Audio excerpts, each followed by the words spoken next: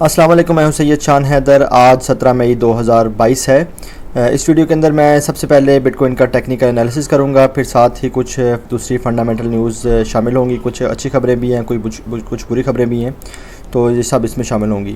تو سب سے پہلے ہم دیکھتے ہیں کہ جو بٹ کوائن کا جو سپورٹ ہے اس ٹائم وہ 29,000 کے اوپر ہے۔ ابھی تک بٹ کوائن نے اپنی سپورٹ برقرار رکھی ہوئی ہے، اور سب سے اچھی سپورٹ یہی ہے، اور ہے بھی بڑی کرٹیکل لیول پہ اس ٹائم بٹ کوائن کی پرائس 30,000 کے اوپر ہے۔ لیکن میں امید کر رہا ہوں کہ بٹ کوائن کی پرائس آج یا کل جو ہے وہ 32,000 تک یا اس سے اوپر جا سکتی ہے۔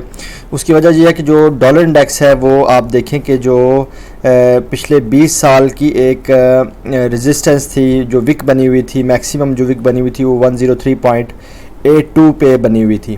تو جو ڈیلی ٹائم فریم کے اندر جو ہے وہ آپ دیکھ رہے ہیں کہ تین دن ہو گئے ہیں کہ یہ ڈالر انڈیکس کی جو کینڈل ہے وہ بیرش بنی ہوئی ہے، تو اب یہ اس سے نیچے آ گئی ہے۔ تو اگر آج پاکستان ٹائم کے مطابق صبح 3 بجے یہ کینڈل نیچے ہی کلوز ہوتی ہے تو یہ بٹ کوائن کی پرائس کے لیے اور دوسری مارکیٹس کے لیے یہ اچھی خبر ہو سکتی ہے۔ اس سے جو باقی مارکیٹس ہیں جیسے کہ S&P 500 ہے، ٹاپ 500 جو کمپنیز ہیں امریکہ کی، ان میں بھی اپریسیشن ہو سکتی ہے، ان کی پرائس میں، ان کی شیئرز کے پرائس میں، اور بٹ کوائن کی پرائس میں بھی اپریسیشن ہو سکتی ہے۔ تو دیکھتے ہیں کہ یہ اب جو پرائس ہے یہ نیچے کلوز ہوتی ہے کہ اوپر کلوز ہوتی ہے۔ اس طرح جو بٹ کوائن کی ڈومیننس ہے وہ ابھی کافی ہے، 44.67% ہے۔ تو یہاں پر جیسے یہ پرائس اس کی بٹ کوائن کی ڈومیننس بڑھتی ہے تو باقی جو کوائن ہیں بٹ کوائن کے علاوہ وہ نیچے گرنا شروع ہو جاتے ہیں۔ تو اسی طرح ایک کوائن ہے ڈائی کوائن ہے DEI، یہ بھی لونا کی طرح جو ہے وہ ڈی پیگ ہو گیا۔ یہ ان کا سٹیبل کوائن تھا۔ یہ کس کا سٹیبل کوائن تھا؟ یہ ڈیوس جو فائنانس ہے ان کا سٹیبل کوائن تھا، تو یہ بھی ڈی پیگ ہو گیا۔ اسی طرح ڈی پیگ ہونے کی وجہ سے جو ہے وہ آپ دیکھیں کہ جو ڈیوس فائنانس ہے یہ کافی حد تک گر گیا ہے۔ تو اس کی پرائس اگر میں آپ کو 7 ڈیز میں دکھاؤں تو 7 ڈیز کے چارٹ کے اوپر اس کی پرائس اچھی خاصی گری ہے۔ اس کی پرائس 569 تھی اور ابھی جو ہے وہ پرائس اس کی 195 چل رہی ہے۔ تو اگر تو آپ کے علم میں ہے کہ اس کی فیوچر ٹریڈنگ ہو رہی ہے تو مجھے لازم بتائیے گا، میں اس پہ بہت کم پیسوں کا جو ہے وہ رسک لینا چاہوں گا، اس کو شارٹ کرنا چاہوں گا۔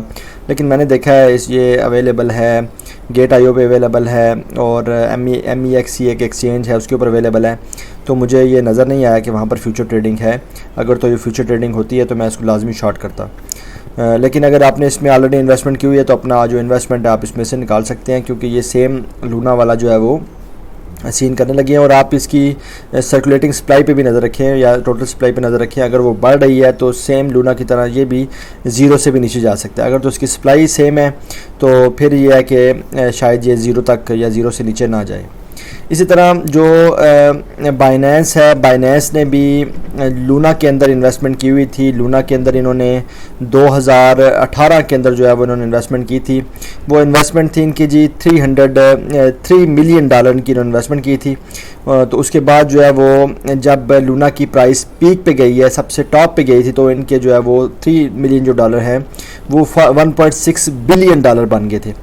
لیکن جیسے ہی پرائس کریش کی ہے تو ان کے جو ہے وہ باقی جو پیسے رہ گئے ان کے پاس وہ $3,000 صرف رہ گئے ہیں۔ تو انہوں نے بھی اچھا خاصا جو ہے وہ لاس انہوں نے برداشت کیا ہے۔ تو دیکھیں کسی ٹائم بھی جو ہے وہ آپ اگر آپ کا برا وقت آیا ہوا تو آپ کے اچھے خاصے پیسے بھی ڈوب سکتے ہیں۔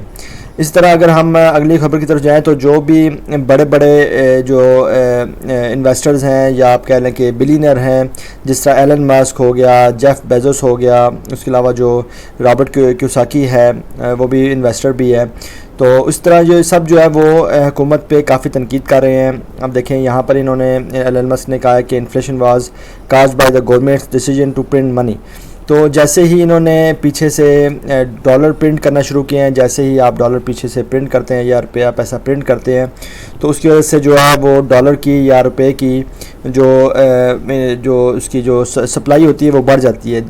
سپلائی بڑھنے کی وجہ سے اس کے اندر جو ہے وہ مہنگائی بھی بڑھ جاتی ہے۔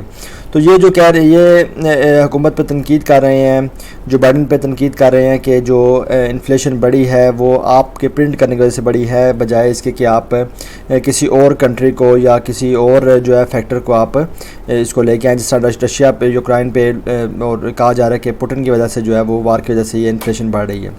اسی طرح جو جیف بیزوس ہیں وہ بھی کہہ رہے ہیں کہ آپ جو اخراجات آپ نے سوچے ہوئے تھے 3.5 ٹریلین کے جو وفاقی اخراجات تھے، اگر تو وہ آپ اس میں فیل ہو چکے ہیں، لیکن اگر آپ اس کو مزید خرچ کر دیں اور بھی اس اخراجات اپنے بڑھا دیں، اور اگر آپ اپنا جو ہے انکم جنریٹ نہیں کرتے، تو اس میں یہ ہے کہ جو ایکسپنسز ہیں وہ جو انفلیشن ہے وہ اور بھی زیادہ جو ہے وہ ہائی چل جا سکتی ہے۔ ابھی بھی جو اس انفلیشن کی جو ویلیو ہے وہ 40 ایئرز کی ہائی پہ ہے، 40 سال سے اتنی مہنگائی نہیں ہوئی جتنی ابھی مہنگائی ہے۔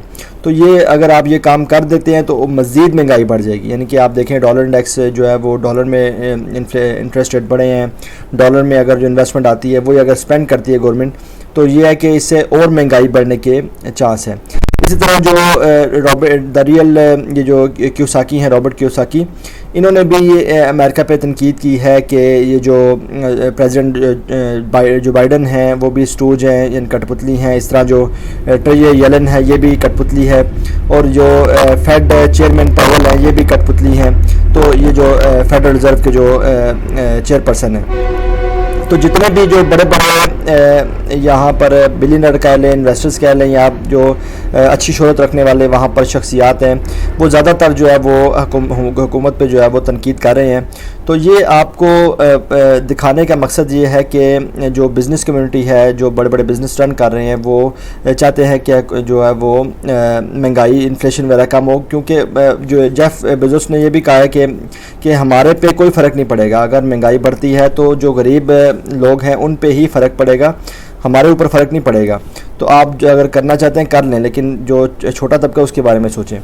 تو یہ خبر شیئر کرنے کا مقصد یہ ہے کہ اگر تو یہ بزنس کمیونٹی حکومت پہ پریشر برقرار رکھتی ہے اور مزید پریشر بڑھاتی ہے، تو جو ڈالر انڈیکس کی جو ویلیو ہے وہ کم ہو سکتی ہے، یا پالیسیز جو ہے وہ تھوڑی چینج ہو سکتی ہیں، جس سے جو مارکیٹس ہیں، دوسری مارکیٹ وہ اوپر آ سکتی ہیں اور بٹ کوائن کی پرائس بھی اوپر آ سکتی ہے۔ اسی طرح اگر آپ دیکھیں تو انڈین جو ریگولیٹرز ہیں، انہوں نے جو انفلوئنسر ہیں جو پروموٹ کر رہے ہیں بٹ کوائن کو یا دوسری کرپٹو کرنسی کو، ان کو بین کرنے کی ایک پرپوزل تیار کی ہے۔ اگر تو پرپوزل ایکسیپٹ ہو جاتی ہے تو یہ ایک بری خبر ہوگی۔ ایک طرف تو انڈیا اتنا زیادہ ہیوی ٹیکس لگا رہا ہے کہ جو دوسری کمپنیز ہیں وہ یہاں سے جو ایکسچینجز ہیں اور جو بھی اپنی کرپٹو کرنسیز لانچ کرنا چاہ رہی ہیں، وہ یہاں سے انڈیا سے یہاں سے جا کے دبئی وغیرہ میں شفٹ ہو رہے ہیں۔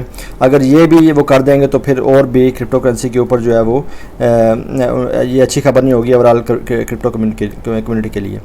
اس طرح جو پرتگال کنٹری ہے، پرتگال کنٹری کے فائنانس منسٹر نے پلان کیا ہے کہ وہ جو کرپٹو پہ ٹیکس لگائیں۔ اب کتنا ٹیکس لگائیں گے تو آنے والا وقت ہی بتائے گا، لیکن اگر تو ٹیکس لگ جاتا ہے اس کے اوپر تو یہ ایک نیوز ہو سکتی ہے کہ ہم اسے کہہ سکتے ہیں کہ پرتگال نے بھی اس کو جو ہے وہ ایکسیپٹ کر لیا ہے ایز اے جو ہے نا وہ کرنسی۔ تو یہ ایک آپ کہہ لیں کہ اڈاپشن کی طرف جو ہے وہ ایک قدم ہے۔ اس طرح اگر ہم لاسٹ پہ دیکھیں تو فن لینڈ کی پارلیمنٹ نے ووٹس دیے ہیں تاکہ وہ نیٹو کو جوائن کر لیں۔ تو اگر تو یہ واقعی ہی نیٹو کی طرف آگے بڑھتے ہیں، جو کہ اب لگ رہا ہے کہ بڑھ چکے ہیں، تو یہ ایک نیا جو ہے وہ تنازع کھڑا ہو سکتا ہے رشیا اور فن لینڈ کے ساتھ۔ تو اس سے جو ہے وہ جو اگر یہ باقی تنازع کھڑا ہو جاتا ہے تو اوورال جو معاشی صورتحال ہے پوری دنیا کی، گلوبل جو اکنامک صورتحال ہے وہ مزید خراب بھی ہو سکتی ہے۔ تو یہ تھی جی آج کی نیوز۔ امید ہے کہ آپ کو آج کی ویڈیو پسند آئی ہوگی۔ کل تک کے لیے اللہ حافظ، السلام علیکم۔